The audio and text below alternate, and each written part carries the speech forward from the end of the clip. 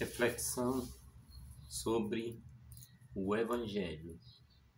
Um fariseu, quase santo em tudo, certamente trata-se aparente homem de Deus. Tudo fazia segundo as normas exigidas pela fé.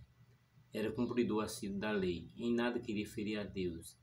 Era zeloso, dedicado e fiel. A questão é que diante de Deus, no momento de se deslocar nas mãos do Senhor, revela-se um prestador de contas, um homem que tudo fazia, possivelmente também para receber honras e aplausos. Não estava ali para uma intimidade com Deus, mas para contar seus feitos, sua capacidade, sua vitória e ter Deus como um aliado. Era um homem distante de si mesmo, o tempo todo fora de si, isso é, distante da realidade pecadora, da fraqueza pessoal, dos limites que o acompanhavam. Para os outros aparentava ser um santo, até na oração manifestava sua fraqueza tremenda sem dar conta do conhecimento de Deus. Então o que dizia ao Senhor era apenas ilusão. Um cobrador de impostos, ladrão de verdade, não se trata de alguém imitável. Nada fazia segundo a lei de Deus. Do ponto de vista de fé, não tinha zelo algum pelas coisas de Deus, nem pelas pessoas. Não respeitava ninguém. Em comparação com o fariseu, era um sem futuro, pois aquele que procurava respeitar e ter zelo pelo que pertencia ao Senhor. Pois bem, diante de Deus, colocou-se segundo a realidade. A única coisa que podia oferecer a Deus era a verdade de sua vida e de seus interesses. Ele não conseguia se ver para além de sua condição pecadora. Em outras palavras, ele não se inclinava contra si mesmo. Queria apenas que Deus tivesse piedade dele. Nesse sentido, sua oração era verdadeira. O texto não quer mostrar nenhum como modelo de condição de vida.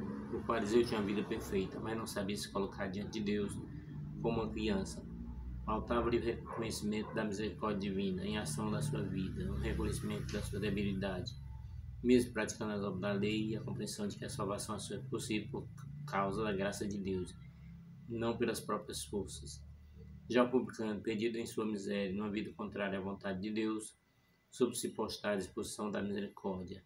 Sabia que nada podia por si mesmo, que não tinha sequer salvação, conhecia suas limitações, mas ainda assim insistiu, fez sua oração esperando somente em Deus, que se agradou da oração dele. Será que muitas vezes na igreja hoje nossas escolhas não são segundo o desejo de sermos privilegiados, honrados e aplaudidos? Será que tudo que fizemos não teve as marcas do louvor pessoal e o desejo de reconhecimento dos homens? Será que não tem uma tentação de querer a salvação segundo nossas próprias forças? Pois bem, somos convidados a reconhecer diante de Deus que tudo que fizemos devemos fazer de bom pertence a Ele, que o bem a ser feito vem por vontade dele, que nossa parte é uma resposta na força do seu Espírito. Ninguém faz o bem por si mesmo. É pela graça de Deus que o bem é realizado, que sua palavra é cumprida, que nos tornamos homens bons, pois é Ele que é o bom. Necessitamos de Deus em tudo. Pois então coloquemos-nos diante de Deus com toda a verdade de nossa vida, esperando nele absolutamente.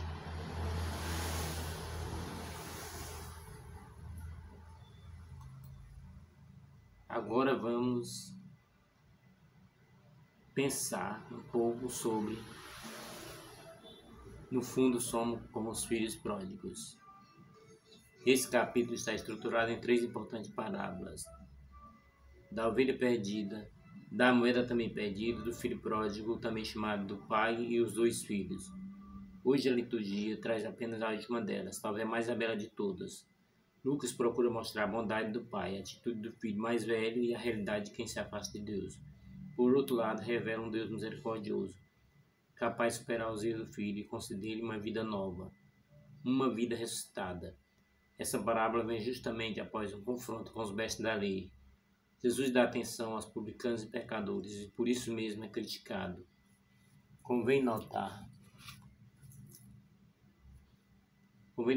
que são os publicanos e pecadores que se aproximam de Jesus para escutá-lo.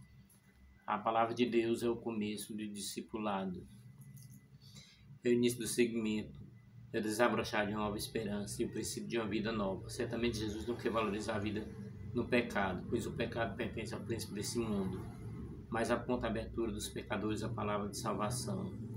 Para escutar Jesus significa encontrar nele algo novo. Muito mais do que isso, encontrar nele o verdadeiro sentido, a razão absoluta da vida, a luz para se ver a Deus e a própria dignidade humana. De fato, escutando Jesus Cristo, o homem descobre a Deus, a si mesmo e sua vocação. Por outro lado, os fariseus, mestres da lei, estavam ali não para escutar Jesus, para aprender algo novo, ser discípulo dele, mas para criticá-lo, observá-lo. Essa é a posição de quem se acha pronto, que já compreende tudo. A atitude do orgulhoso, que a única coisa que conhece é o afago próprio e dos outros, o orgulho pessoal. A atitude de tais representantes do povo de Deus demonstra o quanto eles estão distantes das promessas do Senhor, como se afastaram do sentido da própria lei, como se tornaram cegos diante do Messias, do Pai, fechados em si mesmo, dos encargos pessoais, mais distante da sua miséria e da realidade mesma de Deus e do bem que devem fazer para com os outros. Eles são justos aos próprios olhos, são santos para si mesmos, mas não para Deus. Não se consideram pecadores, por isso mesmo não podem enxergar aquele que traz a salvação. Esse é o caso do filho mais velho, que mesmo estando com o pai na fidelidade à lei, não conseguia voltar-se para ele na condição de pai, pois para o mais velho dos filhos bastava simplesmente o aconchego e a segurança da casa. O conforto e a comodidade em nome do pai, que na prática, segundo a mentalidade daquele filho, era apenas uma espécie de patrão. O céu se alegra com o pecador convertido, com quem descobriu a beleza da graça de Deus em sua existência. Deus faz festa para aqueles ou aquela que toma agora mesmo a decisão de ser somente dele, reconhecendo-se pecador, abrindo-se completamente à vontade do Senhor, deixando-se guiar pelo Espírito de Deus e ainda permitindo ser encontrado por Deus. Foi o caso do filho pródigo. Mesmo não estando completamente convertido, gostaria de ter o que comer, satisfazer com a dignidade, pois o que vivia como consequência de seus erros o tornava indigno, desumanizado, menor do que os porcos, uma vez não podia sequer comer da lavagem oferecida aos porcos animais impuros. Quando ele saiu de casa, sua compreensão do pai era de um tirano, alguém que não pensava em outra coisa senão em si mesmo. Então, ver-se livre daquele pai para viver a própria vida em liberdade era o ideal. Depois de uma série de coisas ruins, de desventuras, encontrou-se no fundo do poço, numa situação de infâmia. Decidiu voltar para a casa do pai. Tal decisão não foi motivada pelo arrependimento. Ele não entendeu que a sua ação feriu seu pai, machucou o que mais amava. Na verdade, ele muda somente a forma de pensar sobre o pai, que antes era considerado um tirano e agora um patrão, na mesma forma compreendido pelo filho mais velho. Ainda não se dá a descoberta do pai, mas tão somente deseja de comer. Ao não entender o pai, também não entende o seu filho. A filiação se dá na intimidade profunda de uma volta para o outro. Perceber que ele quer somente ser tratado como um desempregado, desde que ele possa continuar vivendo. O seu filho não vê a mente porque não estava no seu coração o reconhecimento do mal causado na relação paternidade e filiação. Tudo aquilo que ele planejou para o encontro com o pai não passava de contínua busca de si mesmo.